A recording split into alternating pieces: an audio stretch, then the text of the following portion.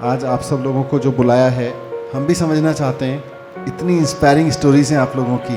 विकट परिस्थितियों में, विपरीत परिस्थितियों में आप लोगों ने पढ़ाई की है। आप में से बहुत के बारे में मैं सुनता रहा हूँ, अखबारों में पढ़ता रहा हूँ। So what make a person successful?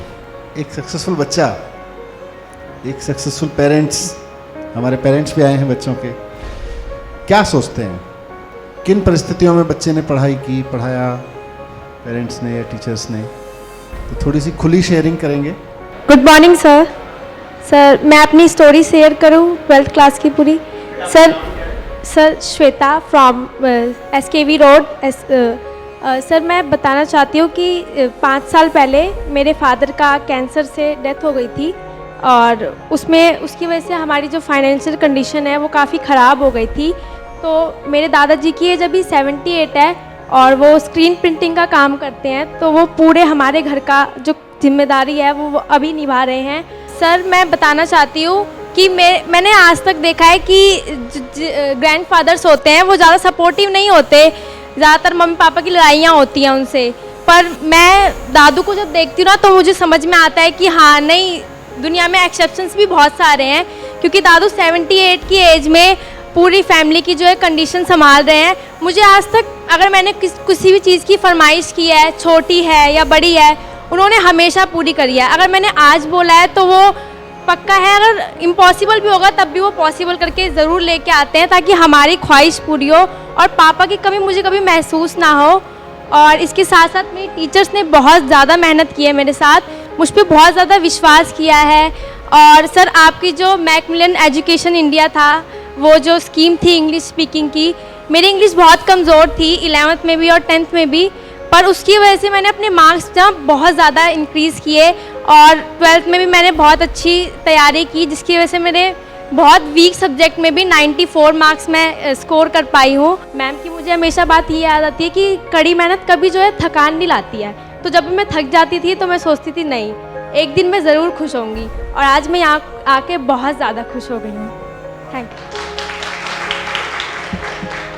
आज देश भर में, आपको पता नहीं सूचना है, हो सकता है चर्चा हुई हो आप लोगों की, देश भर में गवर्नमेंट स्कूल ना बंद होते जा रहे हैं। हर एक राज्य में गवर्नमेंट स्कूलों की संख्या लगातार कम हो रही है।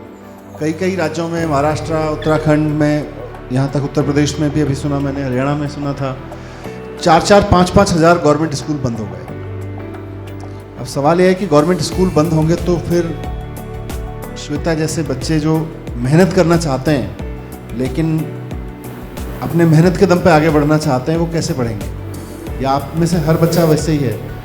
तो इसीलिए पिछले 4-5 साल में गवर्नमेंट स्कूलों पे इतनी मेहनत हुई यहाँ पे, और आज खुशी इस बात की है कि दिल्ली में ना सिर्फ गवर्नमेंट स्कूल नंबर्स में बढ़ रहे हैं, हमारे क्लासरूम्स में आपके तो बहुत सारे बच्चों के स्कूलों में नए क्लासरूम बन गए, तो एक स्कूल के बराबर तो क्लासरूम ही बना दिए हैं। मतलब जितने क्लासरूम बनाए उतने में तो कई नए स्कूल बन जाते हैं, 500-600। और साथ साथ रिजल्ट्स ने दिखा दिया है कि भाई government school can perform. Hello, thank you sir मेरे को ये अपॉर्चुनिटी देने के लिए। सर मैं Ankit Kaushik, government coed secondary senior secondary school sector 6 site 2 Dwarka से हूँ। सर जब मैं 9th क्लास में था ना तो मेरा ऑपरेशन हुआ था, तो फिर इतनी हमारे पापा की वो नहीं थी कि वो करा सकें वो ऑपरेशन, तो प्राइवेट में लेके गए थे। वो प्राइवेट में बहुत पैसा खर्च हुआ था, तो मैंने सोचा कि अब तो डॉक्टर ही बनना है और फ्री में इलाज करना है सबका। फिर इसीलिए फिर 10th में मेरे मार्क्स थोड़े कम आ गए थे, तो फिर आपने स्कीम निकाली थी कि टैब भी मिलेंगे 80% से ज़्यादा वालों को। मैं बोला अब तो 12th में टैब भी लेना है। He is the topper of science stream, और जो आपकी ये स्कीम थी that has motivated so many students, because this was very inspiring for the students. The scheme was for the 10th class students who have scored more than 80%. So this was the motivation, and they have worked very hard ki sir will implement this scheme for 12th class students also sir.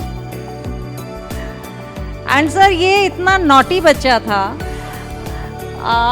हमेशा मेरे office में आके डांट खाता था इस वजह से कि ये इसकी प्रॉब्लम ये थी सर कि ये कहता था कि being in 12th class all teachers give stress on studies, they say 12th class है तो आप पढ़िए।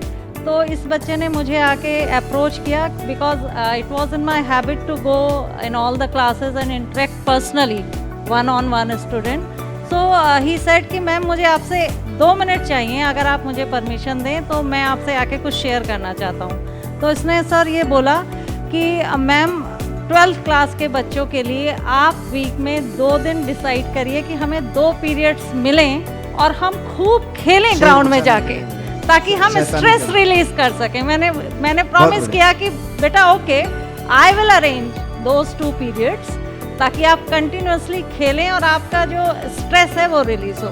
मैं कुछ टीचर्स से बात कर रहा था, जैसे आज बच्चों के साथ बात हो रही है, कल टीचर्स के साथ बात कर रहा था, तो मैंने उनसे एक चीज़ पूछी थी कि भाई आपके प्रिंसिपल्स को हमने ट्रेनिंग के लिए फिनलैंड भेजा, कैम्ब्रिज भेजा, सिंगापुर भेजा, कई और रशिया और अमेरिका वगैरह भी भेजा, कई जगह देशों में होके आए, और यहाँ भी IIT IIM वगैरह में और बहुत सारी ट्रेनिंग्स कराई। तो मैंने टीचर्स से पूछा कि प्रिंसिपल्स की ट्रेनिंग के बाद कुछ फ़र्क दिखा?